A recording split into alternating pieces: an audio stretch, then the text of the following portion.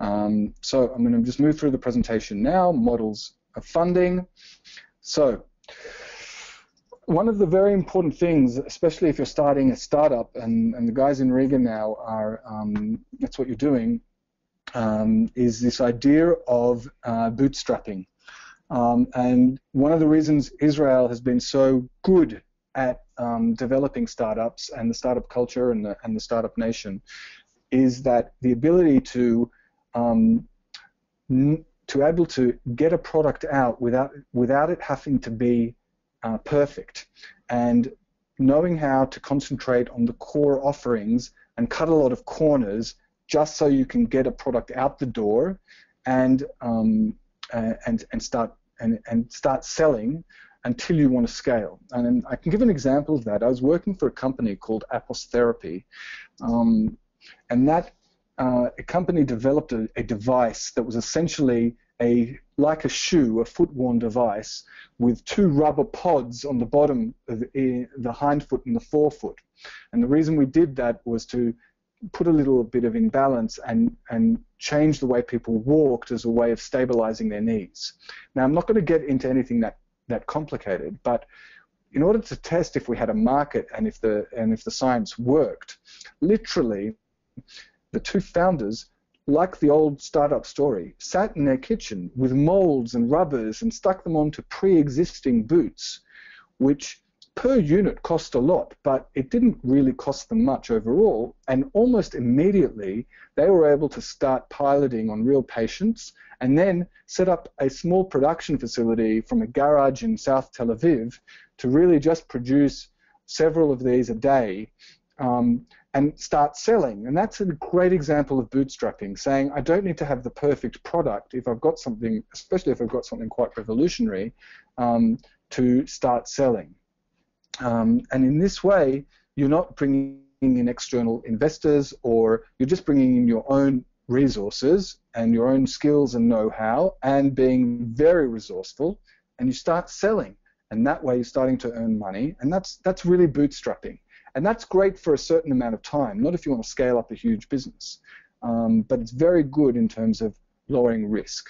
And this is something I've experienced a few times. I mean, it's much easier if you're developing a software platform, and if you're a coder already, you can literally just, burn the midnight oil, work at night, code away, and get something out to market. And you see that a lot these days. It's harder if you've got a physical product.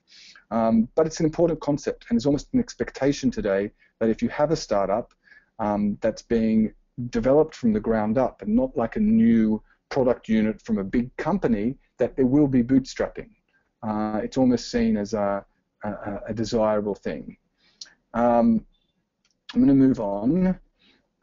External funding, especially if we're talking about social enterprise, I want to focus on three main ones. I mean, again, the bootstrapping I touched on, you're already starting to sell something. Also in social ventures, you might be developing services.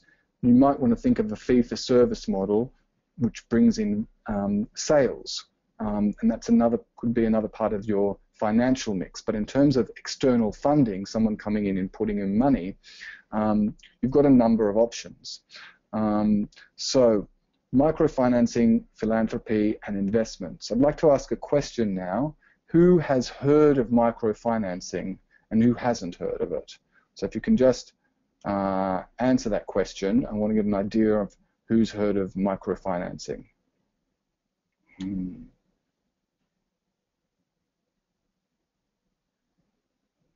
Never heard of it, Ronen.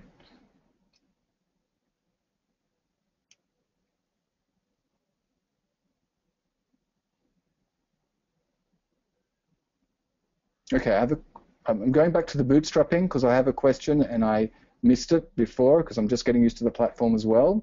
The question is from Alens. It's the straight question. I'm going to read it out. How would a platform focused on user experience look from a bootstrapping perspective, especially if you're not a coder? I mean, something looking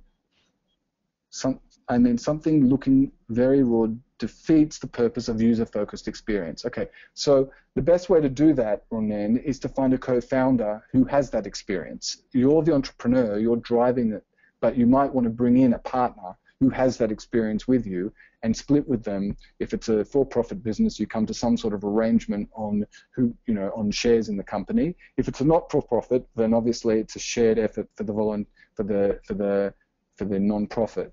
And again, this does mean giving up some sort of part of the control or some of the financial control, because you're giving up shares, but it will then keep you lean and mean because you're working with a co-founder to develop the product. You can also come to arrangements with coding companies and outside programmers saying, look, I don't have any money now, but I want to develop this, and convince them if you've got a great vision and you're a passionate person, there will be people who say, you know what, I'm going to give you 100 hours and help you develop it, and you come to an agreement. The first sales, the money goes to you until we get to a certain amount. There are ways to bootstrap and to be creative in the way, and again, this is a cultural thing. It doesn't work in every culture. In Israel, it's very common that you just get a team of co-founders together. There's a lead founder, and then you bring on extra founders, and you say, look, I can't pay you now, but I can give you, this % of the first sales if sales are relatively near, or I can give you this % of the company. So I hope that answers your question. We can go on to it. All right, Arena's husband has heard of microfinance, and Ronan has never heard of it, and no one else is responding, so I'm just going to talk about it a bit. So microfinance, the idea of microfinance, which is a new category in global finance, was started by a guy called Muhammad Yunus. Muhammad Yunus was from Bangladesh, and he went out into some fields one day and saw some women, and he asked, one woman had a cow, but the rest didn't. He asked the other women, and the cow obviously was a source of income, selling milk and so forth. And he asked the other women, why don't you have why don't you have more cows? You have the land, you have space. He says, well, in order for me to get a loan, I have to pay a loan shark 30 to 40, 50% interest, and it's too expensive. And so he came up with a concept called microfinance, where what he does is he gives very small amounts of money, mainly to women, who guarantee each other based on a sort of a council, a local sort of not tribal, but a local council, not an official body, a group of 10 women vouch for each other essentially, that if one person can't pay back the small amount, they will chip in and pay back instead. There's no signed contracts. It's a microfinance process based on a lot of trust. They have community workers who are administering these loans. We're talking loans of $5, $10, $20, but in the third world, it makes a huge difference. It can obviously be higher, $50, $100. And you develop a very reasonable scheme to pay back the loan with interest, and it has turned into a small idea to a global industry with already hundreds of billions of dollars. It's like one of the largest and most influential drivers of economic growth in the third world today, the microfinance industry. And based on with a little bit of encouragement and finance, small business gets up and running. That improves the economy. There's less poverty, more money to go around. These concepts, which are mainly used in the third world, have got a first world twist that we'll get to in a minute. And you can read a lot about it. It's become a new asset class, the microfinance. Okay, I'm moving on. Okay, if you're running a social enterprise, you may have a fee-for-service model. So you might be selling seminars, or you might be social tech, whatever you're doing. You might have things that you can sell. PresenTense is a social business. 50% of our budget comes from philanthropy. 50% comes as fee-for-service. We sell mainly workshops and seminars and programs to different organizations in Israel and in Europe. We also have a hub and we rent out space, so that's another form of income that we have. But like I said, 50% comes from philanthropy. Has anyone had to raise money from philanthropy before for anything? I've been part of a committee raising money for an event, or someone, I think it was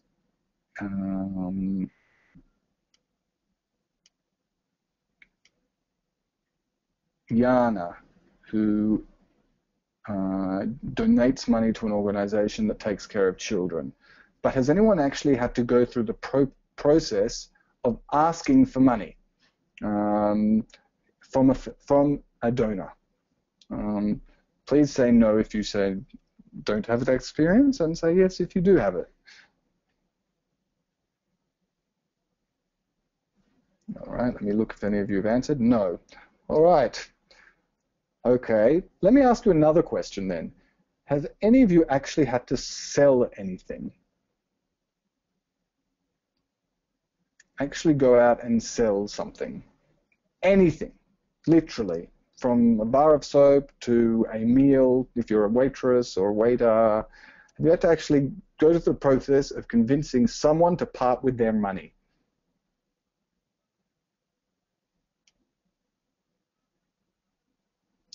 Okay, so Irina, so Alan's has, Jana's never had to sell anything. Interesting. Alan said yes. Alan, perhaps you can tell us what you've had to sell. Irina has sent hundreds of letters to producers. Some of those have worked. Okay. I don't know what you do, Irina, exactly. So maybe that's in terms of the Celiac Society, I'm thinking. That's Irina. Yeah. Ronen worked at a Siva and never tried to convince one to buy food he doesn't need. But, okay. Selling doesn't mean you're selling. So Ronen wrote he's worked at a cinema, but he's never tried to convince anyone to buy food he doesn't need. So I'm assuming Ronen has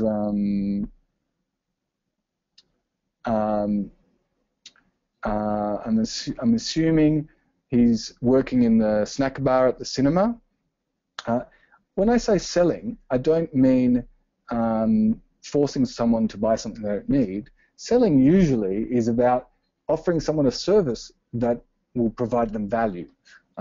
So having popcorn in the movie is going to provide me value because it's going to give me something to do with my hands as I calm down into my seat and fill my stomach up while I sit through a 2.5-hour movie. But the reason I say this, because the reason I asked about the selling question is, and it's something when I was in high tech, I did a lot of selling. I headed up a sales organization, I had to sell software, and I find the process of philanthropy, of trying to gain money, there are a lot of similarities between selling something and going to donors and asking for their money. Because what's really important to understand is that donors, and we'll get into a more specific description of them, essentially want to create impact. And you, as a social entrepreneur, what your job is to say was, you know, donor, you want to impact youth at risk, or you want to impact nutrition, or you want to impact the environment. I'm a social entrepreneur. I've got a great idea that's going to improve the environment in this way. Okay? I'm going to sell you that impact, and you're going to give me a donation to create that impact. So it is a selling type of experience, and that's important to remember. It's not just about saying, holding out your hand and saying, I need something, because, you know, as a social entrepreneur, you're not the one in need. You are trying to do something to better society. So you're actually helping the philanthropist reach the desired value that they're trying to, or the impact they're trying to create by giving money. And you're providing them with a mechanism to do that. So just remember that. So the thing that the type of money that you get when you go for philanthropy is called a grant. Okay, and here is a very technical description of the grant.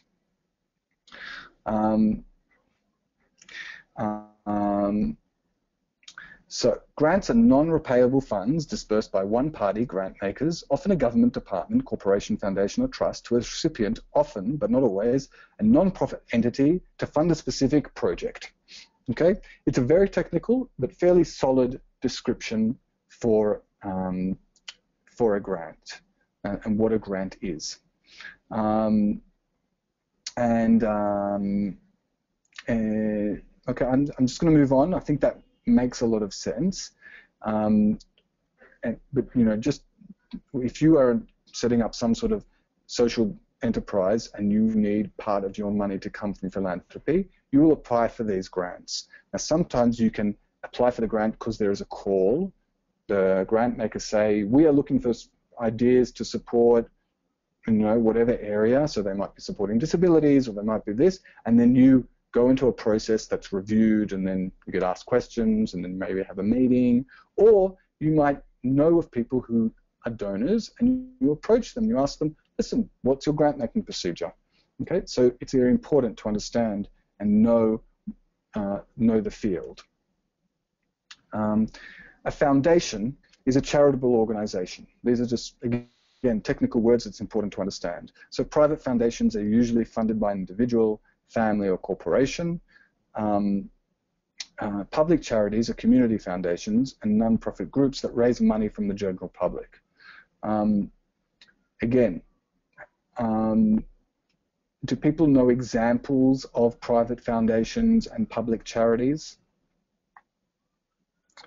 I'll give you some examples. So a private foundation, for example, we have got funding from the Citibank, which is a large international bank, the Citibank Foundation, to run programming in Israel around in low socioeconomic areas. Okay, they're a private foundation. They said they want to support the economic empowerment of people from a low socioeconomic background.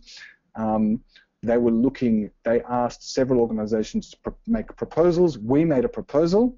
That's the City Foundation, and we won the grant, which is great. Family foundations include the Spigelman Foundation, which supports a lot of Jewish youth, young adult activities. There are the Rothschild Foundation, Bronfman Foundation. There are a lot of family foundations in the Jewish world, and there are individuals as well. Public charities are things like Jewish federations or big Jewish communal appeals that raise money from a lot of people who might give $100, $1,000, even $10,000, but then a group of professionals decide who to grant that money to. Government can also be a source of grant making. Is that clear? Does anyone have any questions?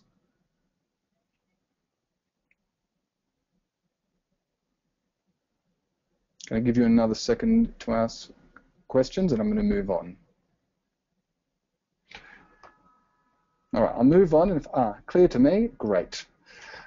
Okay, the process. Okay, so you need to, a lot of. It's like I said, it's like a sales process. Okay, you need to do a map of who your potential funders can be. You need to know who all the potential funders are, both locally and internationally. And you do a search, and we do this regularly because some granting making organizations have regular deadlines for submitting applications. Others take rolling deadlines. Others don't take. Others will say, you cannot approach us for funding. And in that situation, you have to find someone who knows someone in that foundation and ask them for a meeting, not for funding, but like for a coffee to consult with them. And then when you get to know them, and they start to like you, then they might ask you to apply. That happens a lot because these foundations often get inundated or they get a lot of applications. Then you go through an application process that can be mostly quite long and arduous and boring. And as you grow as your organization, you'll often have a professional working on that because it is very time consuming.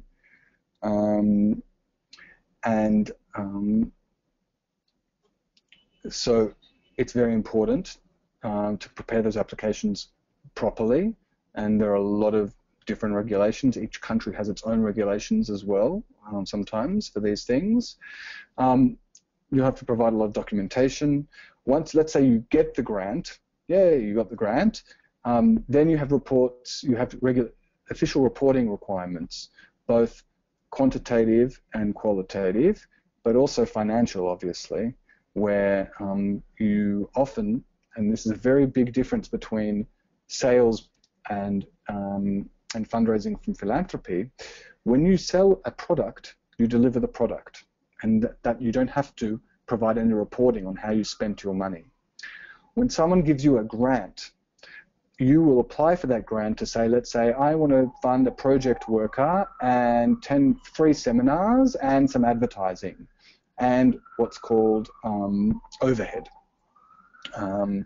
So when you, as opposed, now you want to do all of those things to achieve a certain impact. Most grant-making foundations, it's not enough to say, I achieved the impact. I helped 100 children with better nutrition. That might have been the impact you're trying to achieve. I'm just giving an example. Actually, a lot of grant-making will expect you to report that you spent the money exactly how you said you'd spend the money.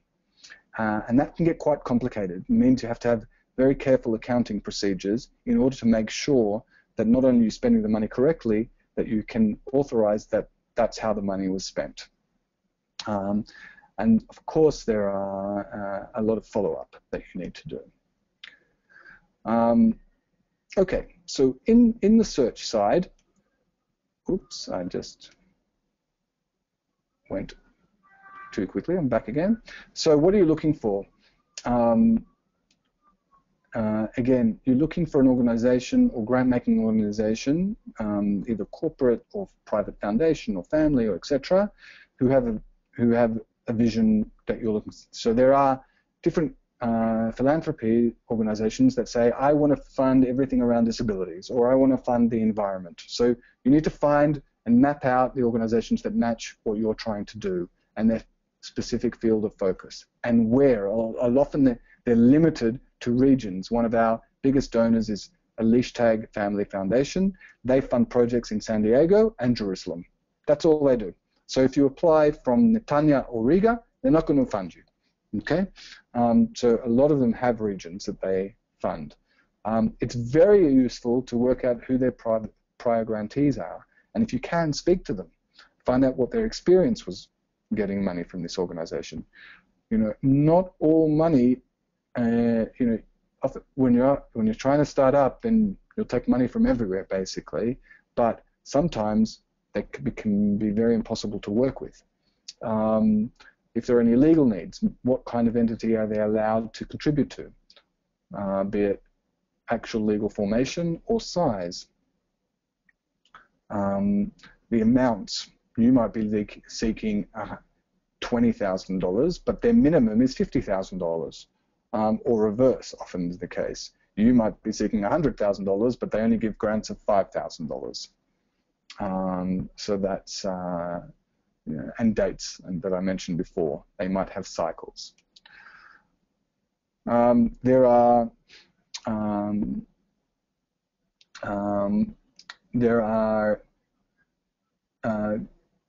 websites that sort of collate and aggregate different grant-making organizations, either on behalf of the government. This is grants.gov. It's a government one from the US. All sorts of ways to seek and search for, and word of mouth, obviously. One of the best ways I find, and here's another website, Funds for NGOs, is you follow the news in your area, or you follow organizations who are similar to yours if you've done your environmental scan, and see where they got their funding from. That's often the best way to do it, very similar to a sales process.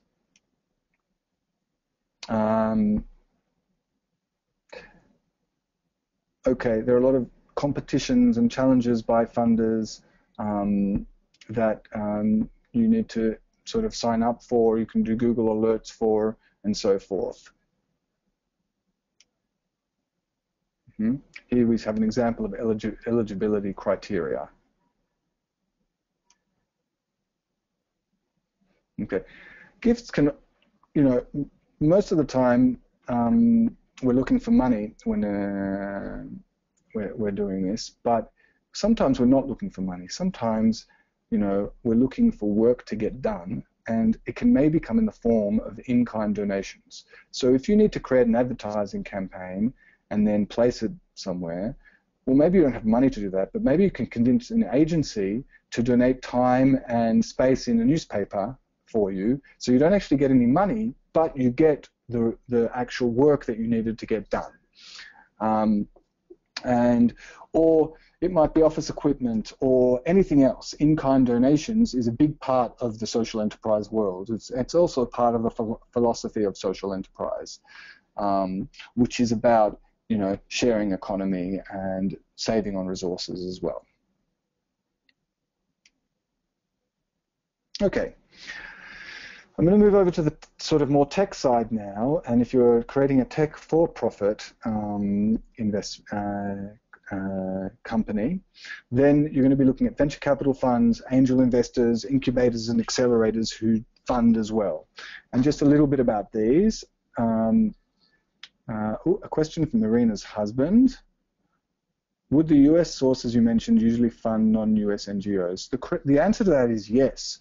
The US via what's called US aid, which is usually administered as a department within the embassies of your countries, have grants for involvement in local civil society. And so US government can fund NGOs. And also, if you're talking about Jewish community projects, then of course the Jewish Federation system in the United States has a very strong involvement in several communities in Eastern Europe and the former Soviet Union. So yes, the answer to that is clearly yes. And there are global granting organizations or pan-European organizations that fund also local initiatives. So again, it's about keeping your finger on the pulse.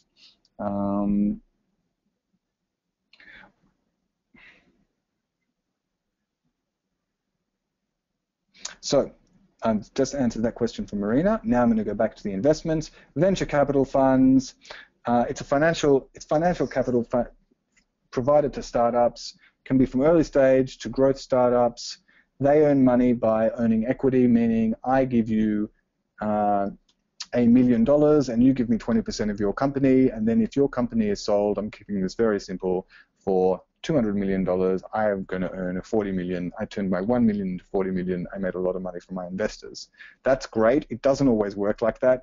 In fact, the model is based on investing in, a portfolio of companies where 2 or 3 will do really well, maybe even 1 or 2 will do really well, 3 to 5 will sort of not lose money for the investors, and another 5 will just will lose all their money. There'll be a write-off. But the 1 or 2 that do really well is enough to make money for the whole fund, and that's a venture capital fund. Israel's largest venture capital fund is Pitango, and if you can see here, Apos Therapy, that's the company I used to work for before I joined PresenTense. An angel investor is usually people who've had their own exits from a high-tech firm or a startup that's sold or gone onto the stock market, and they have a substantial amount of money, and they put a portion of their money to invest back into the ecosystem and to to help young entrepreneurs with their startups. There can also be groups of angels that work together, and that's becoming more and more popular. And you can actually, there are good online resources to find angel investors and obviously venture capital funds as well.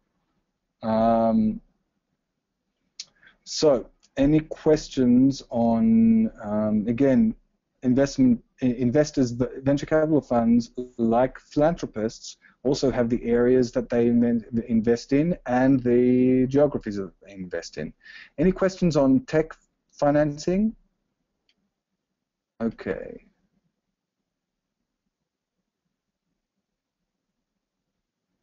I have a question from Diana about US funds available for any projects from EU countries, or it's dependent on a specific project. The answer to that is I don't know the answer to that question. I think the best, if it's US government funding, the best is to look at the US Embassy website in your country to see if they have a US aid component. I would say most likely, and this is a guess, that if you're a member of the European Union, the most likely source of funding is going to be European Union grants, which are quite sizable, actually. Again, for Jewish community funding, then I don't think that it matters if it's in the EU or not. I hope that answers your question as best as I can. Okay, the last section in the tech funding is about business incubators and accelerators. These are places that help you develop your startup ideas. An accelerator, usually a commercial accelerator, will take 5, 6, 7%, will give you training and mentorship for 4 or 5 months, give you another $20,000 to $30,000. You'll give up, you've given up the 5, 6, 7%, and that's after you graduate. An incubator, usually you sit there for 1 to 2 to 3 years, and an external management team will come in to help run the company until you can be free. Y Combinator is the most commonly known accelerator fund. I've got a couple questions. I'll get to it now. Okay. So I'll finish this bit about Y Combinator, and then I'll answer the questions about the tech funding. Y Combinator is an accelerator. They take, I think, 5% now. They give you $20,000, and they give you great funding, and they have an extremely good network. Companies that you've probably heard of include Airbnb and Woofu. These are already Reddit. These are already quite established companies that came out of their network. They've had a lot of impact. I have questions from Ronen on what's the difference between an angel and a VC. Don't they both take percents? That is absolutely correct. The difference is angels will spend, sort of in the $50, $100, up to $500,000 amount, and take quite large percentage of these, and are usually quite actively involved, or at least have a representative angel who takes on an active involvement at that seed stage. VCs, and they work usually as individuals. They might have an assistant, but that's it. Venture capital funds are partnerships with a big staff. They have a larger, a longer process, and it's usually larger amounts. So it's actually just a different stage and a different type of funding. Because then, let's say you've had an angel investment, then a venture capital investment, then you have what's known as a mezzanine funder. So it's like you're not a startup anymore. You've already got $50 million in sales, but you need to raise more money. So that's a different type of, sort of more equity, private equity fund. So that's a stage beyond VC. So you're right in terms of they both take percentages and they work in a similar way. It's just angels are more appropriate for the very pre-seed and seed stage, whereas VCs are sort of seed, post-seed stage. That's hopefully answered your question. Crowdfunding. I'm pretty sure you've all heard of crowdfunding. If you haven't, I'm not going to do that in that little poll anymore. So running out of time. So crowdfunding is a seemingly new way of raising money, small amounts of money from a lot of people to help get new social projects or even commercial projects off the ground.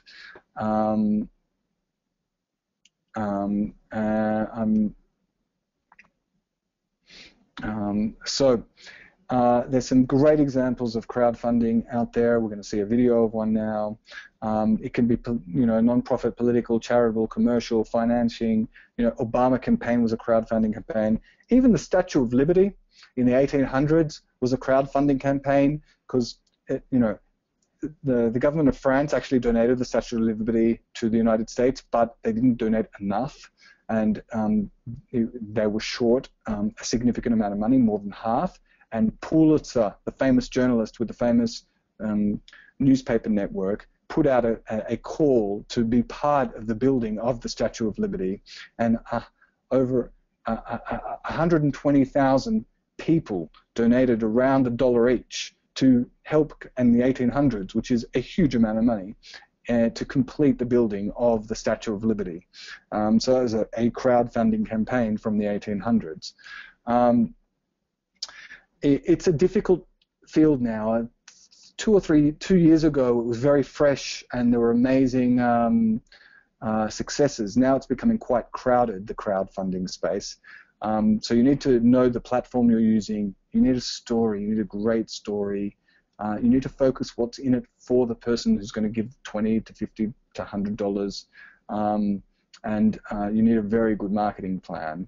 I'm going to show you that the two big platforms are Kickstarter and Indiegogo. They have small differences. Kickstarter, if you don't raise the target amount, then essentially you don't get any money. Indiegogo, even if you don't raise a target amount, you still get the money that's raised up till then.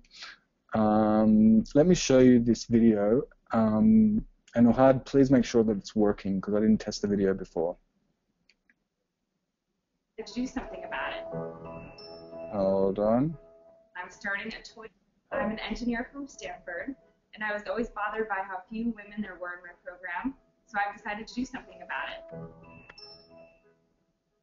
I'm starting a toy company called Goldie Blox to get little girls to love engineering as much as I do.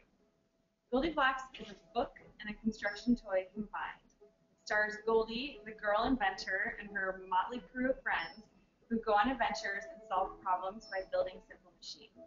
As girls read along, they get to build what Goldie builds using their toolkit. I grew up in a small town in Rhode Island. My parents' dream was for me to become an actress. They never bought me Legos, they didn't buy me Connects or Lincoln Logs. It didn't occur to them, or me either. These toys develop spatial skills and get kids interested in engineering and science. I didn't even know what engineering was until I was a senior in high school. So to me, Goldie Blox really is the toy that I wish I had growing up. A lot of companies try to take their construction toys and make them pink to appeal to girls. And while, yeah, it's true, girls do like pink, I think there's a lot more to us than that. So I've spent the last year researching this. How do you get girls to like a construction toy? It all kind of came down to one simple thing. Boys like building, and girls like reading. Because if you met a girl named Goldie Blox, she likes to think outside the box. So I came up with a really simple idea. What if I put those two things together? Spatial plus verbal, book series plus building set. Blue ribbon. Woo! I took the story and my prototype and I tested it with over 100 kids. We got it! Daddy, you have to watch this. And that's how Goldie Blox was born.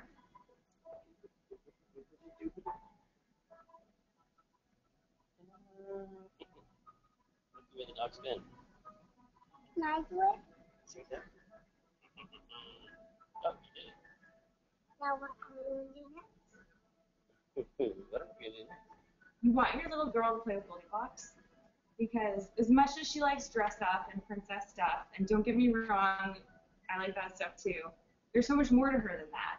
She can explore every opportunity to become anything she wants to be when she grows up. The thing is, 89% of engineers are male. So we literally live in a man's world. Yet 50% of the population is female. So if we want to live in a better world, we need girls building these things too. We need girls solving these problems. This is Goldie Blox. This is the one sample I have from the manufacturer. I have spent my entire life savings and I have pulled in every favor to make this happen. You buy this right now on Kickstarter, I will hit the green light and I will go into production. The thing is, the minimum order is $5,000.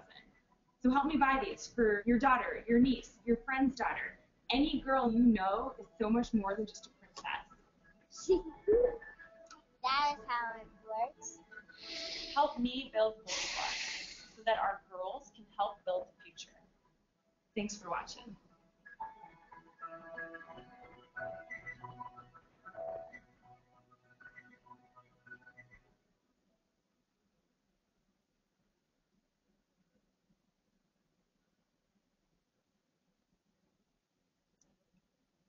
Okay.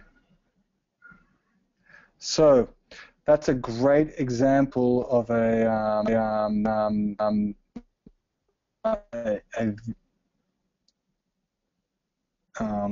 crowdfunding campaign. Now, they had a target to raise $150,000, and they actually raised $285,000. And now the company is up and running, and that's how they got this initiative up and running. So it's a great example of crowdfunding. But like I said, it's getting more and more challenging because there are, you know, when it was early still, this was in 2012, when it was still early, it was fresh, and lots of people wanted to get involved. Now there's a lot more. You have to be very savvy with your marketing. I mean, this is pretty savvy, so it can work, and there are alternative ways to do crowdfunding. One of our graduates is developed a platform called New Threads, which is essentially a crowdfunding idea based on developing and designing a T-shirt, and they will produce the T-shirt and send it to the people who buy it, and via the T-shirts create a crowdfunding campaign. So here they have like a thank you IDF campaign. They wanted to raise $18,000 for IDF soldiers. They raised more than their target. This other one, unfortunately, the Hungry for Peace one, is not doing as well. And Yamin Ord, with 25 days to go, they had a modest target, but they used the T-shirt as a way of giving something back to the donors. And this is one of our PresenTense graduates who's done really well with these sort of idea-based T-shirts, but using it as a fundraising platform. It's another form of crowdfunding with a platform, with an object. I want to just get to the end now, actually, because we've come to the end. There's another video. I'm not going to show it to you. A very important message is always follow up when you're fundraising, selling, everything else. The worst thing you can do is create all this expectation and excitement, and then not follow up properly. They don't take you seriously. It's very hard to get a second chance. And that's it, really. We've got 3 minutes to go. So if anyone's got any questions, I'll be very happy to answer them. I'm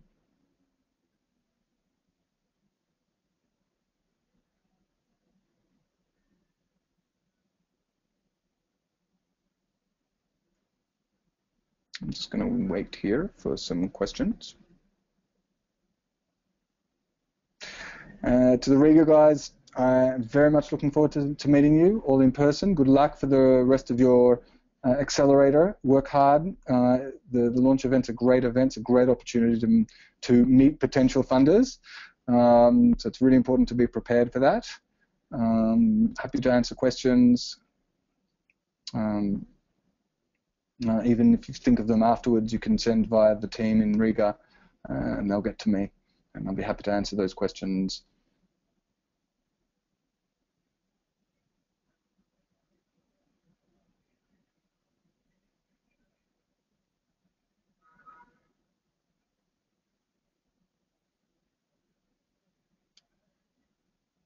Okay, what is important? What is the importance of the financial model to raise funding? It's a great question, because a lot of funders, be they commercial or they philanthropic funders, Irina asked this question: what is the importance of financial model to raise funding? A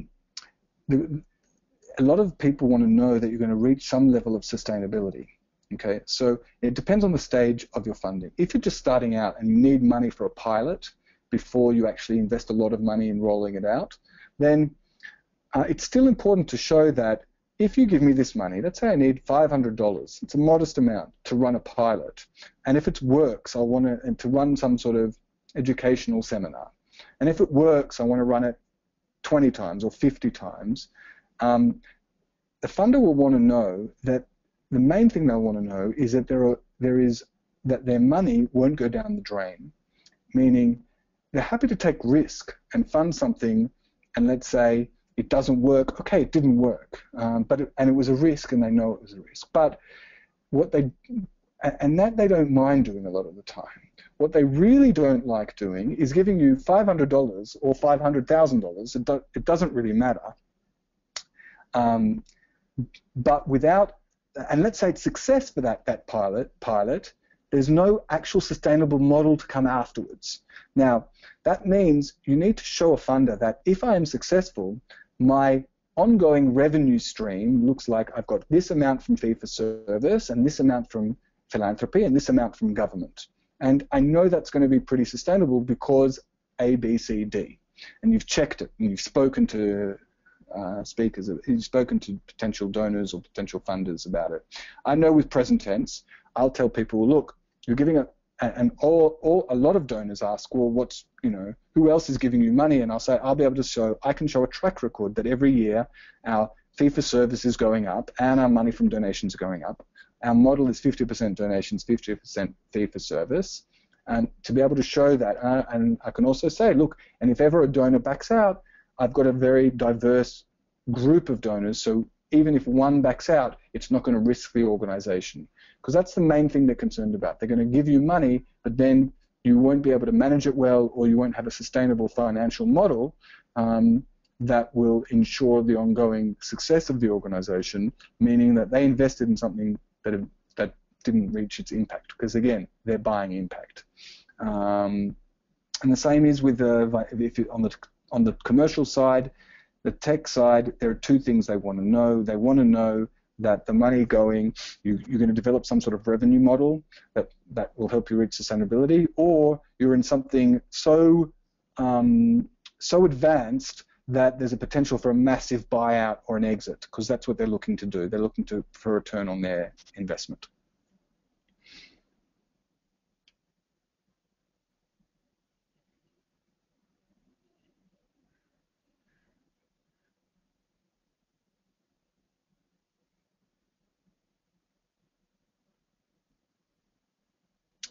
Anything else?